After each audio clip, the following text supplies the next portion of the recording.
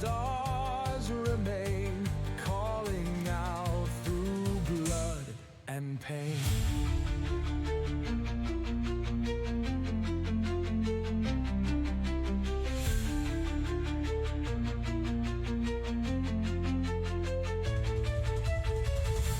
Torn apart but not yet broken. Sensible Hysteria. Names unspoken. Book 1. Bonds Caper la Verte. unshaken. Intermission, a city unlike any other. Now, dear listeners, as we continue to unravel this grand and tragic tale, I must pause and offer an apology. For those of you who have followed closely, you may have noticed an assumption on my part, a lapse in recognizing that a city such as Olduvai, vast and teeming with so many different peoples, is not a common thing. If any of my words have led to confusion, let me correct that now.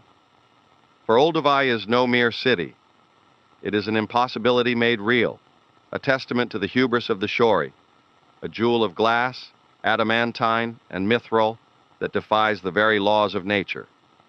They call it the City of Wonder, and rightly so. It is a marvel, an empire in the sky, said to hold more than 231,236 souls within its floating districts. They say it flies faster than the wind, that its streets pulse with a life unlike any other place in this world. But perhaps its greatest wonder is not its speed, nor its construction, nor even its defiance of gravity itself. No, dear listeners, the true wonder of Olduvai is its people. A city such as this is not built by a single race, nor does it sustain itself by the will of one people alone. Olduvai is an experiment, a convergence of species from across the world, drawn to the promise of something greater. And while humans are the dominant force, making up 58% of the population, their rule is not absolute. They share their floating empire with others, some of whom walk in shadow, some who soar above, and some who have called the deep stone home for generations untold. But who are these people? Let me tell you of them. The Derhi are the second most populous race in Olduvai, towering figures that stand between 8 and 9 feet tall. Their powerful, gorilla-like forms, lending them a commanding presence. But it is not their size that defines them, it is their wings. Great, black-gray, vulture-like wings sprout from their backs, allowing them to move through the sky as naturally as they would upon the ground. They are not a people accustomed to being ruled. Their history is long, and their pride longer still. Though they serve the Shori, it is an uneasy alliance, one dictated more by necessity than loyalty. They are warriors, laborers, and enforcers in the city's floating districts, but they never forget that they are not of Shori blood. The Derhi do not kneel easily, and they never kneel for long. A lone Derhi is a formidable opponent. A Derhi in flight, bearing down on you with the force of a storm, is terror itself. Then there are the Kayal, known in some circles as the fetchlings, but those who understand their nature call them by their true name, the people of the Shadow Plane. They are a striking and often unsettling people, their very flesh drained of color, their eyes pupilless and luminous, glowing a sickly yellow in the darkness. They do not belong to the light of day. They exist at the edges, slipping between gloom and form, always watching, always waiting. It is no wonder that they have carved out a place for themselves within the fabric of Olduvai, their strange occult abilities making them ideal spies, informants, and, when necessary, assassins. Many would dismiss them as mere opportunists, but that is a mistake. The Kayal know patience, and they know secrets. And in a city like Olduvai, secrets are as valuable as gold. To look at a Kayal is to see a piece of the night given form. And when they choose to vanish, they are truly gone. What can be said of the halflings that has not been said before? They are a race of small, hardy folk, never standing much taller than 3 feet. their broad, calloused feet often bare, their spirits ever adventurous. In a city of towering spires and floating platforms, one might expect them to be out of place. But halflings have a way of finding value in being underestimated. In Olduvai, they are merchants, couriers, entertainers, and thieves. They move through the streets unseen, their small stature allowing them to slip past the notice of those who believe power only comes in great size. Many of the city's elite look down upon them, both literally and figuratively. But they would do well to remember that things that go unnoticed are often the most dangerous of all. How strange it must be for the dwarves to live in a city that defies gravity itself, when their souls are tied to the earth below. They are a people of burly frames, wide shoulders, and proud beards, their intricate braids speaking to their lineages, their clan histories woven into their very appearance. Many might assume they are out of place in such a city, and perhaps they are. But the craft of Olduvai, the very metal and stone that allow it to remain aloft, does not maintain itself. The dwarves of Olduvai are the master builders, the ones who keep the great levitation engines functioning, the ones who know the true bones of the city. They are not many, but they are vital. And in a city where everything rests upon magic and steel, to be vital is to be indispensable. There are very few elves in Olduvai. Perhaps this is because elves do not change easily, and a city such as this is always in motion. Perhaps it is because they are a people of long lives and slow contemplation, and Olduvai moves too fast for them to ever truly feel at home. But those who do dwell here are shaped by the city itself. An elf who has lived among floating spires for centuries is not the same as one who walks through primeval forests. Their eyes, so large and luminous, reflect the lights of the city, their forms adapting to its architecture, their grace taking on the cold edge of glass and steel. They are watchers, scholars, and mystics, keeping to the edges of society, yet never fully separate from it. They live long enough to see patterns emerge, and perhaps that is why so few of them remain. For those who see the pattern of Olduvai long enough, do not like what they see. Now that you have an understanding of Olduvai's people, let us return to the matter at hand. For right now, dear listeners, Damas, Koga, Ang, and Brand are learning a lesson in terror that few survive to tell. Imagine, if you will, standing at street level, looking up, far, far up, at a derhi. Imagine an 8-foot-tall, 400-pound, muscle-bound beast of a creature with hands large enough to crush a human skull in one grasp, a body rippling with power, its deep-set eyes burning with purpose. Imagine that creature unfolding its massive vulture-like wings, those dark pinions spanning wider than a carriage is long, casting an ominous shadow over you, blocking out the light.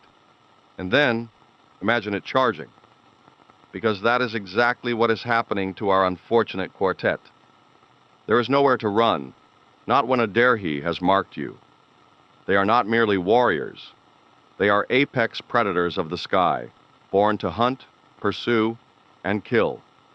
Their wings are not just for show, nor do they grant them the clumsy flight of a simple beast. No, they make the derhi unstoppable. They close the gap faster than any runner. They leap distances that no human could hope to cross. And when they strike, it is with the force of a landslide coming down a mountainside. Now picture this. One of them is coming for you. Your breath catches. Your legs move before your mind even registers it. But it's too late. Because the moment you hear the deep, guttural bellow of a derhi war cry, your fate is already sealed. That sound, that primal call of death, is something no mortal should ever have to hear up close. And yet, dear listeners, Damas, Ang, Koga, and Brand are hearing it right now. No doubt their minds are racing. How do you stop something that can fly, something that can run faster than you? Something that does not stop once it has chosen its prey? Perhaps Ong is considering fighting back, hoping his skills can hold up against such an opponent. Perhaps Koga is already looking for a way out, for some crevice to slip into, some shadow to melt away within. Perhaps Brand is cursing whatever series of decisions led to this moment. And Damas?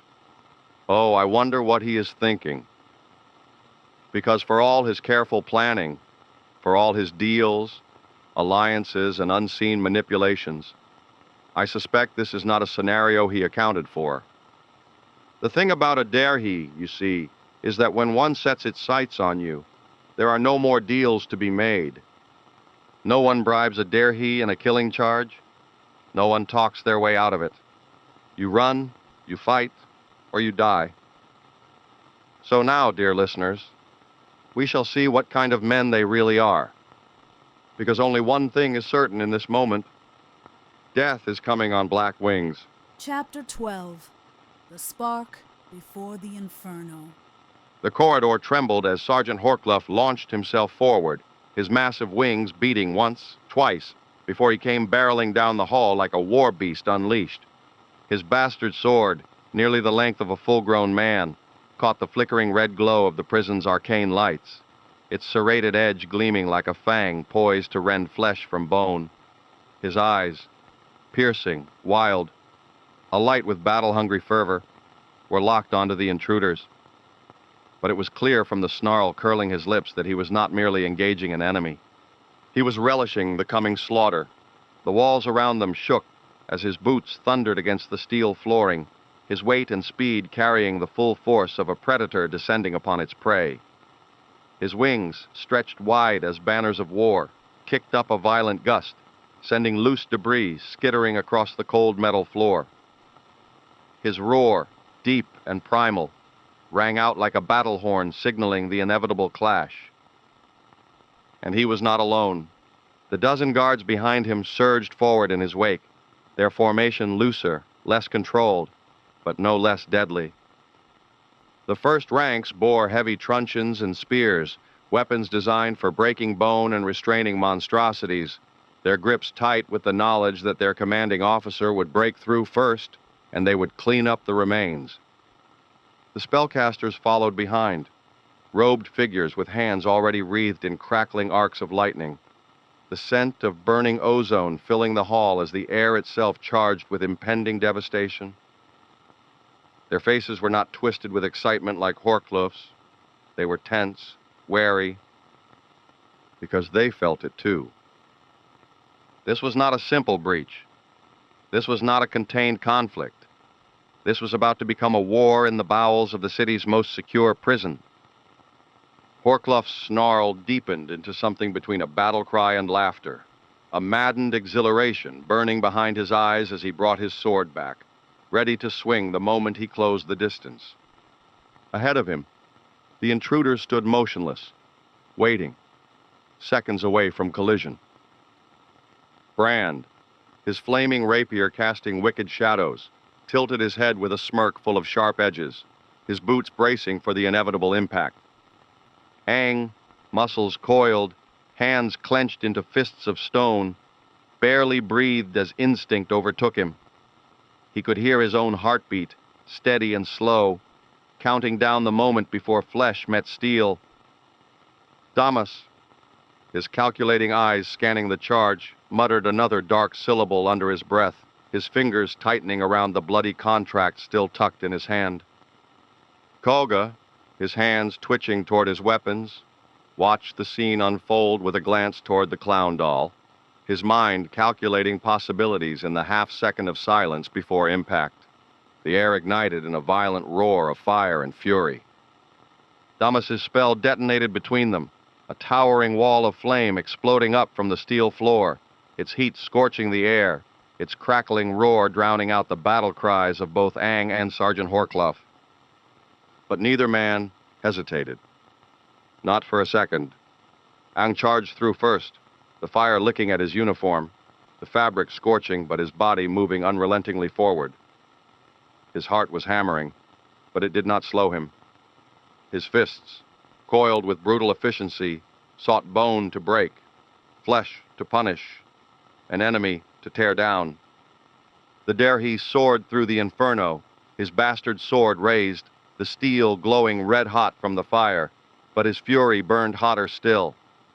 Aang met him head-on, his feet pounding the metal floor, his body moving like a force of nature, driven by pure battle-born instinct.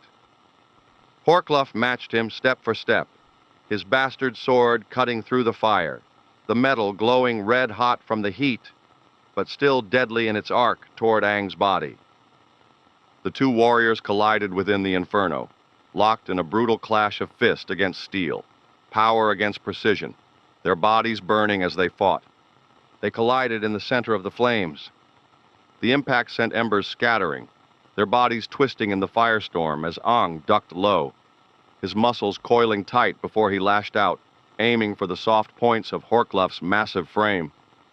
His fists struck like hammer blows, aiming for the ribs, the joints, the neck.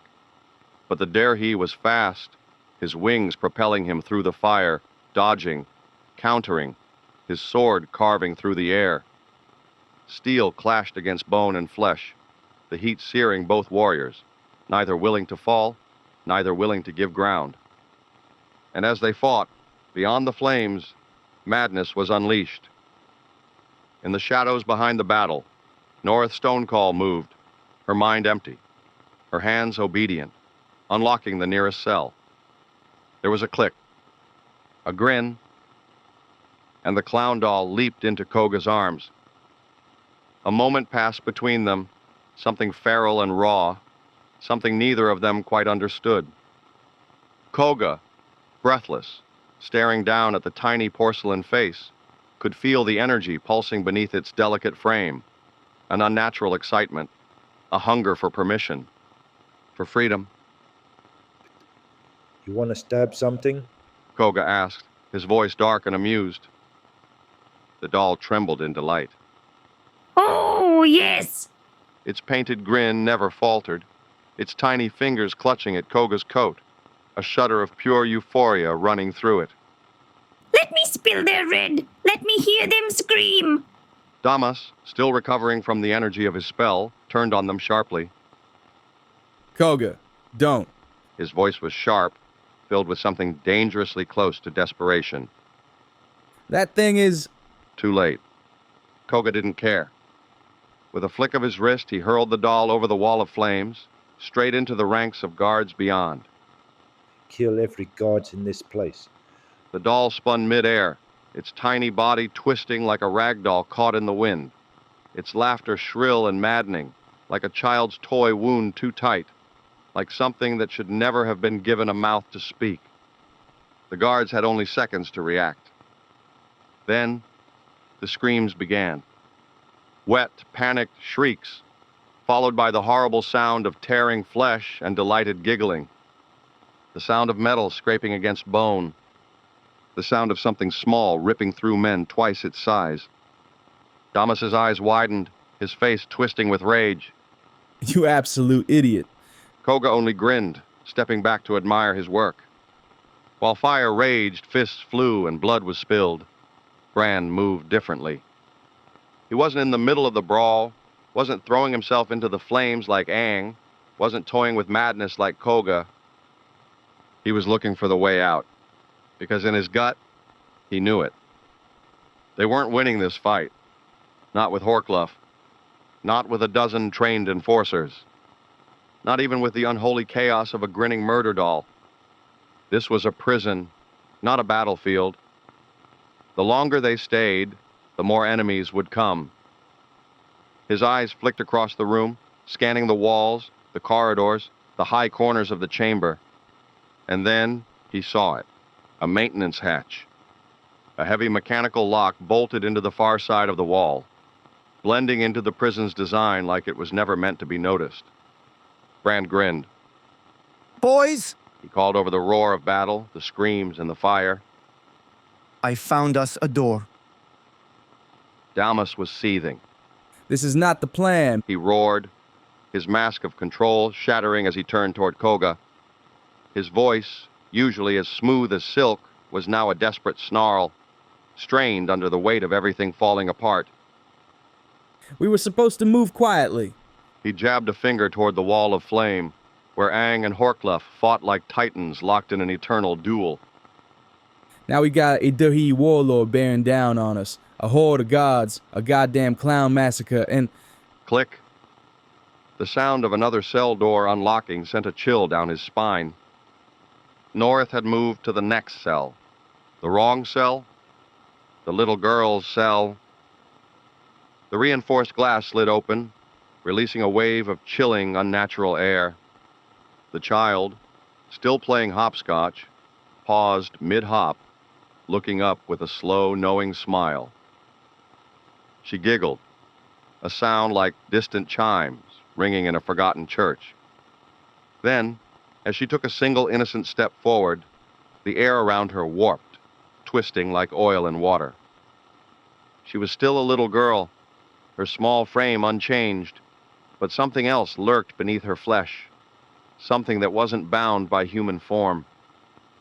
Shadows twisted unnaturally behind her, stretching long and grotesque, flickering with limbs that should not be, shifting as though they were alive, reshaping themselves with every blink. When she spoke, her voice echoed twice, once in the small, joyful voice of a child, and again in a deep, resonant tone, like something speaking through her from the depths of the void. Tick-tock, tick-tock. The cage is broken, no more locks. Out I come into the day. With Puck and Jacques, I'll run and play. Damas's breath hitched. no. He whispered. Brand had seen enough. Oh, fuck this! He shouted, racing to the maintenance hatch. He slammed his boot against it, pulling at the mechanical lock, working fast while the world behind him descended into madness.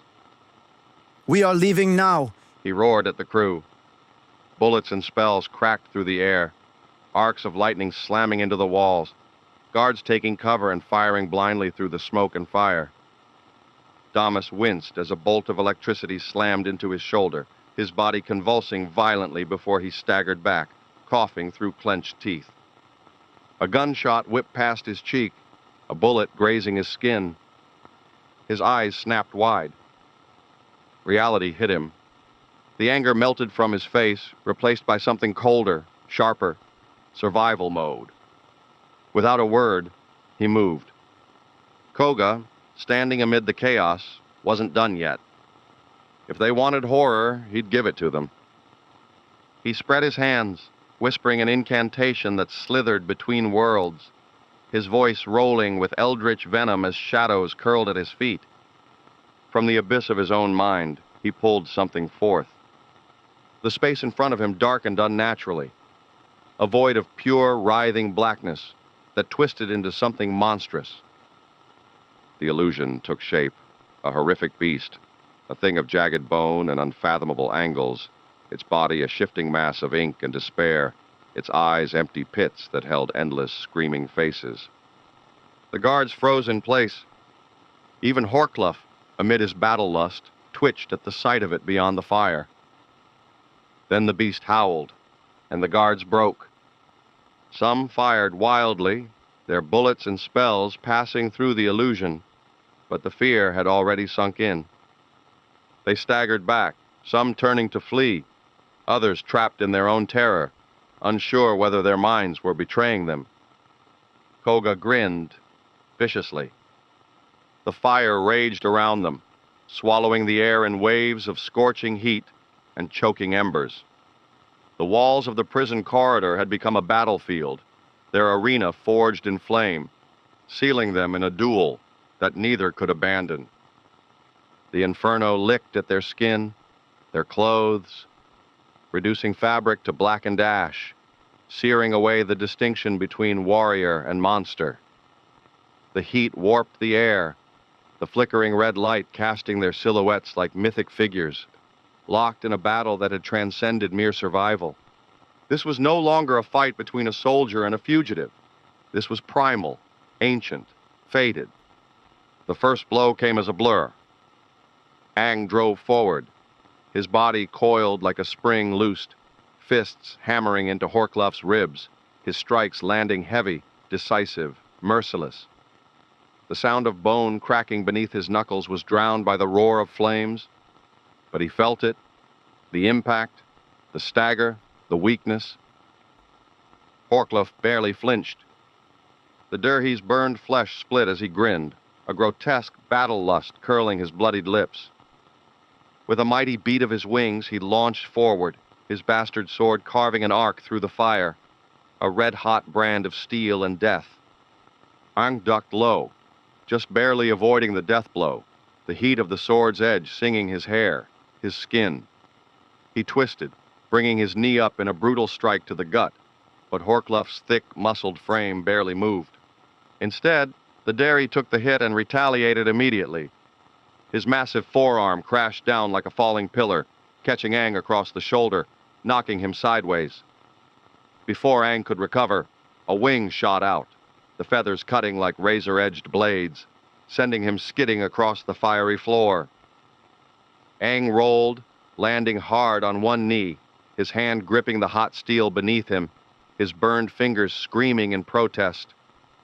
But pain didn't matter. Pain was irrelevant. He launched himself forward again, barreling through the flames, his foot slamming against the prison wall to push himself into the air, twisting at the last second. And then he struck. His elbow drove down into Horkluff's collarbone, a strike meant to break, to cripple, to end.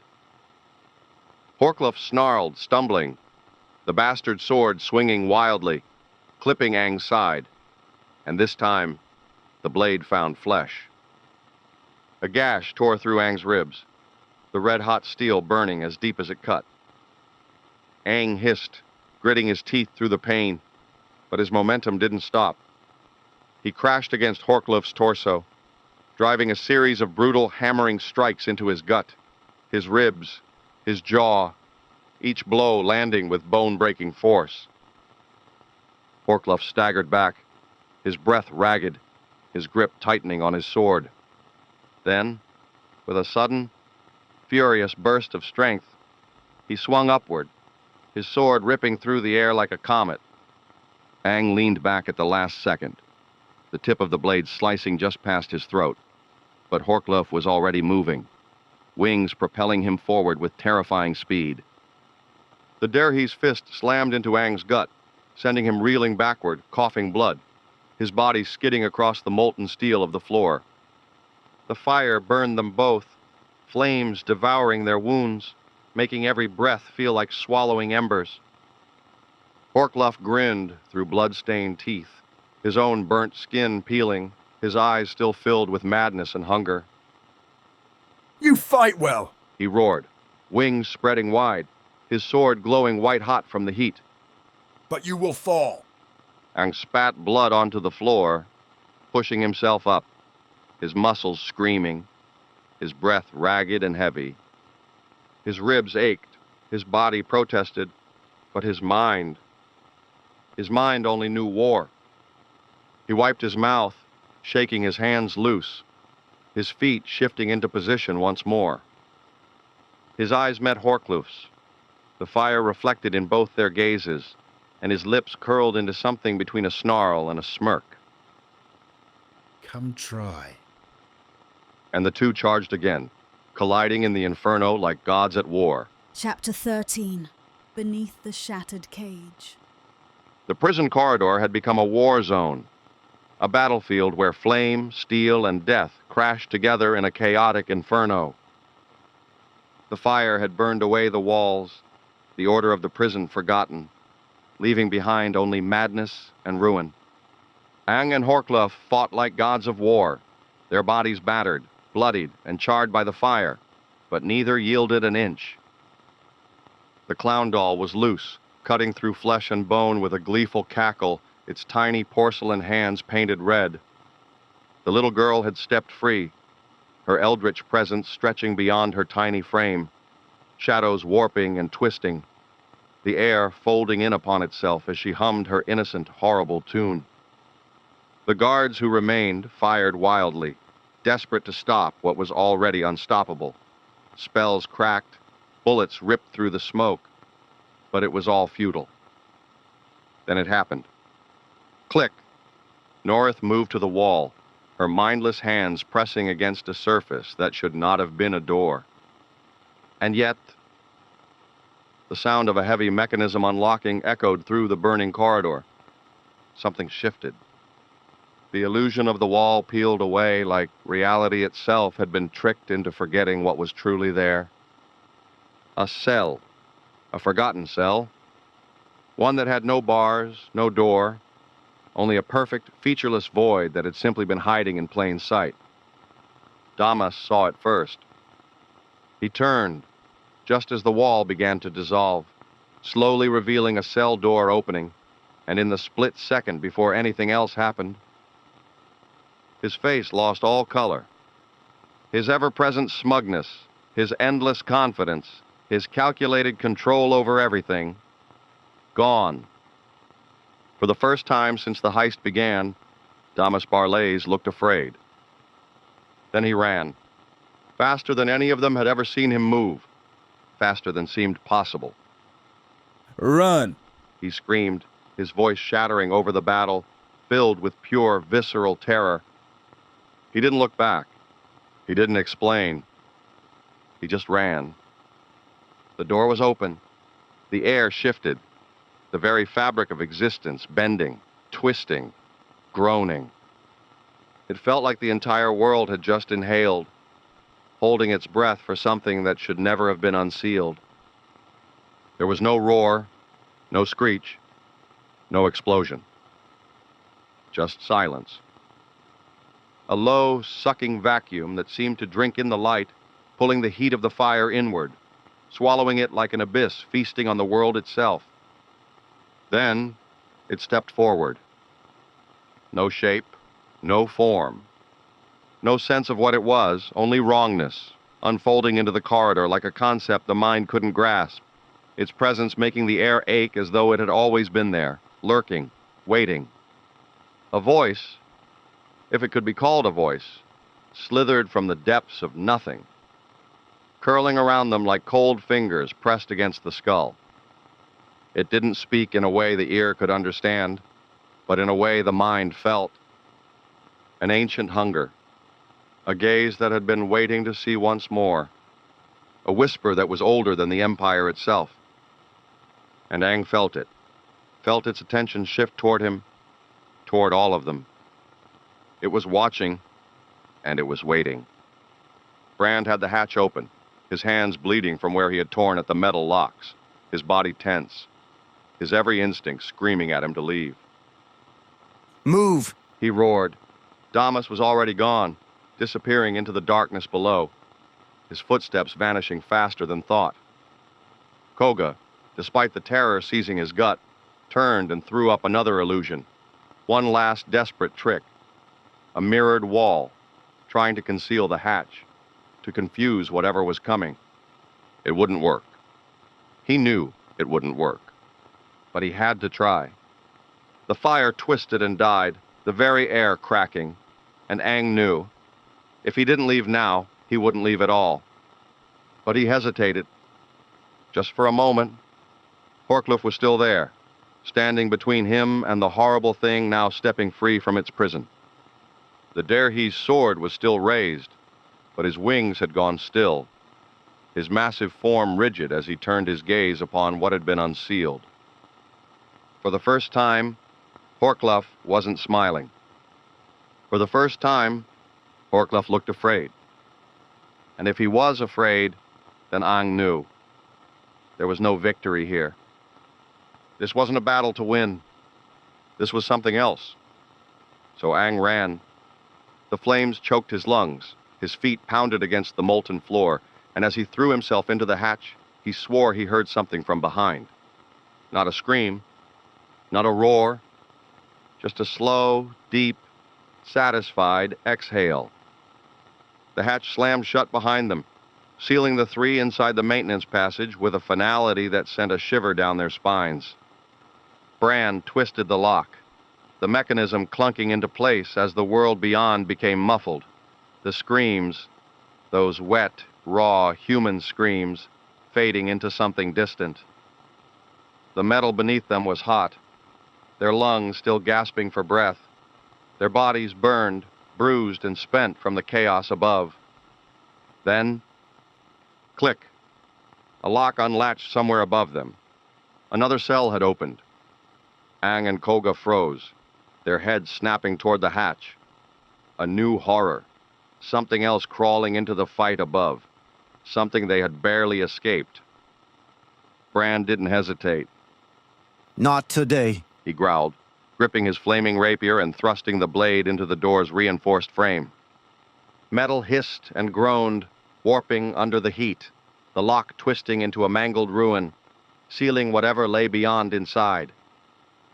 A final barrier. A permanent goodbye to whatever the hell they had just left behind. For now. For the first time in what felt like hours, the three of them stopped moving. Their breaths came ragged, their muscles aching, the air thick with smoke, sweat, and the lingering burn of magic still tingling across their skin. No one spoke.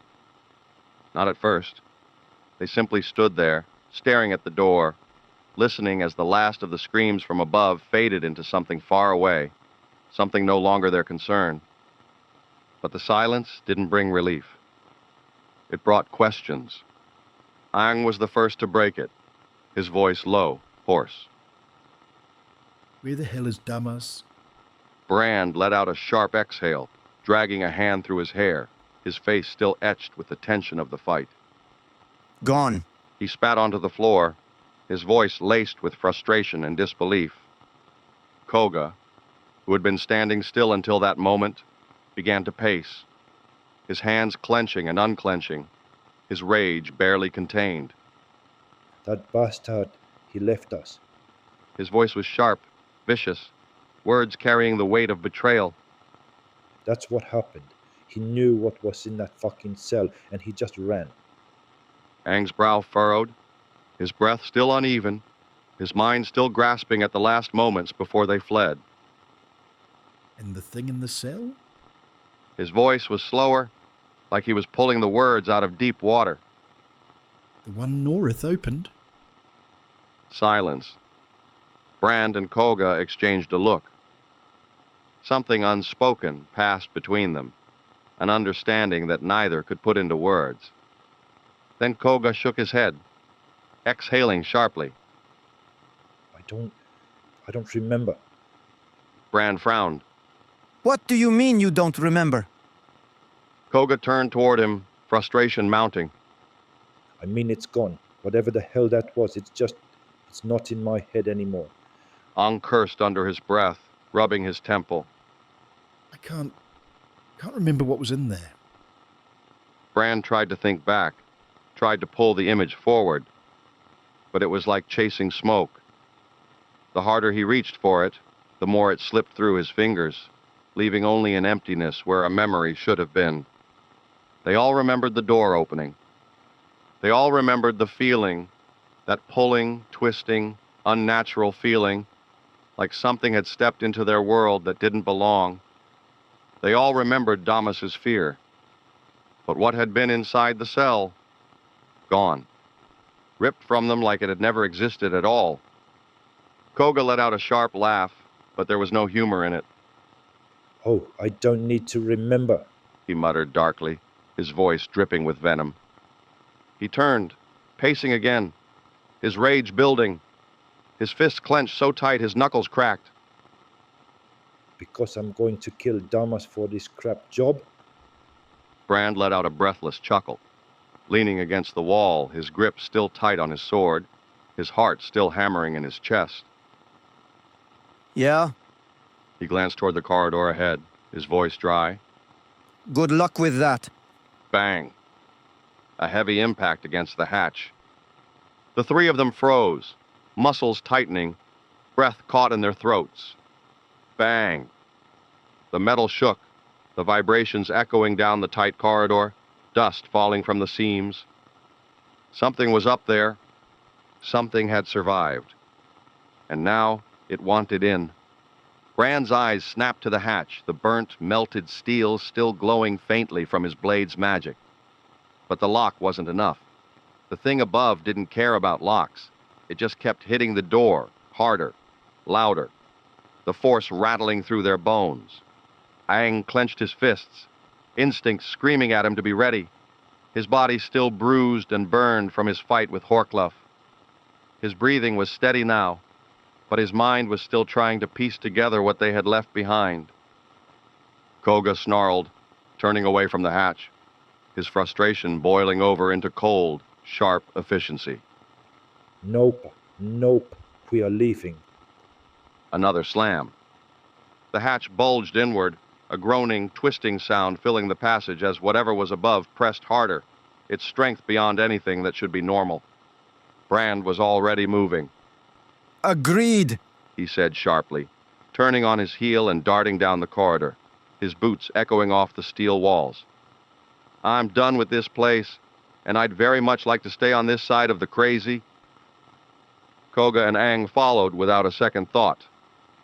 They ran. Behind them, the banging didn't stop. Something scraped along the metal. A deep, slow sound, like nails dragging across steel. A sound that carried the promise of something patient. Something that knew they had nowhere else to go. Aang didn't look back. Koga didn't want to know. Brand didn't need to. They just ran.